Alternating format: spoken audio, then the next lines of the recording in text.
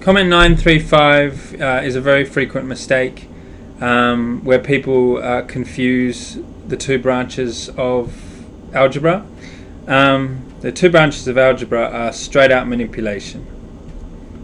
So for example, you've learnt that 3x plus 2x can be simplified to be 5x. That's one branch. The other branch is equation solving.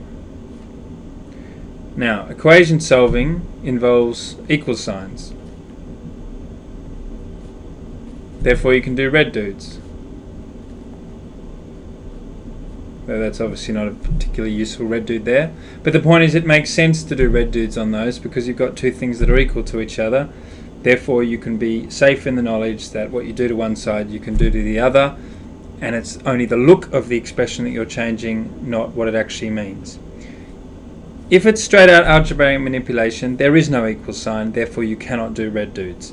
You cannot just say, if you have x over 5, you cannot just times by 5, because you're changing the meaning of the expression. So comment 935 says you've carried on as if there was an equal sign when there wasn't. You can't do red dudes unless there's an equal sign. So keep that distinction clear in your head. In other words, the distinction between straight out algebraic manipulation and equation solving. It's particularly important with completing the square. Sometimes completing the square is just an algebraic game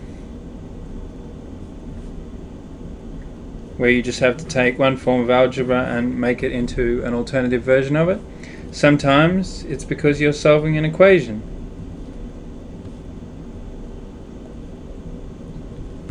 And those two things are different. Here you're trying to find the values of x that make this true. Here you're just trying to find an alternative look for the algebra.